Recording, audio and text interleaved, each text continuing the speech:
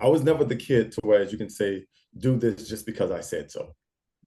Every time that happened, I got a whipping because it never set well with me.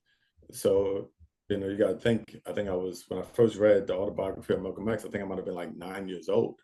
So like the type of content I'm reading, and Dick Gregory and H. Rap Brown. So we're reading that. So my mind is processing information pretty quickly. And when you read Dick Gregory, you're just like, okay, I'm about to challenge everything. So I think in seeing how James Baldwin wrestled with this idea of Christianity, I wrestled with it also. And then after that, I fell in love with Carter G. Woodson and the Miseducation of Negro. I think I probably read that book at least 20 times, at least 20 times. And I got to be honest with you, part of my affinity for it is not that he takes a really deep dive into the miseducation of the Negro, but his criticisms of the Black church and how it has led to a lot of our sustainable subjugation amongst ourselves. Interesting. So how do you engage with the Black church now, or how do you think about that? He said not at all. There's some things, yeah, it just kind of stays and you continue to wrestle with it. That's interesting. Yeah.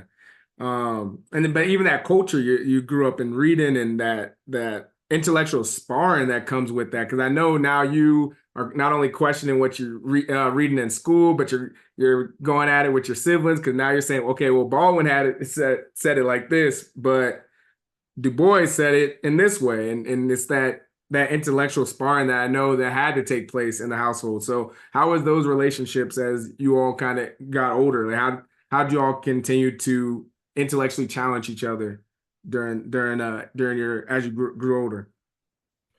We didn't so much have these philosophical debates when we were in middle school and high school. We were big sports. We all played sports. Okay. We were good in sports. So we would take the time to read, but we wouldn't necessarily discuss. We didn't necessarily have dialogue on it, not within the household.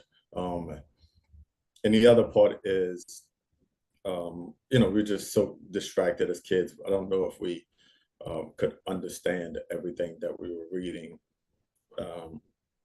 It wasn't until probably my collegiate days where we really started engaging in critical dialogue around these different philosophies and ideas. I had a brother, he was graduating from Southern University.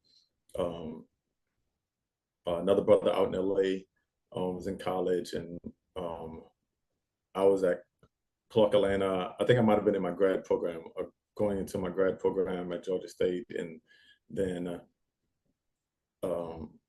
my other brother was at Morehouse. And I think it was at that moment where we're all kind of like either exiting college or in college or entering college. So as we started having these discussions about these different Black philosophical thoughts. But it was fun. It was fun.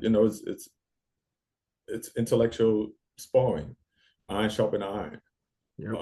It was really fun. I mean, we would get into conversations about. I remember we got into one conversation about the Nation of Islam, and that age-old debate on who was responsible for Malcolm's death. And it was a very, very interesting and heated conversation. My brother and I, we're huge Malcolm X fans, huge Malcolm X fans. But at the time, I think I was arguing from the perspective of Elijah Muhammad's, and he was arguing from perspective of Malcolm X.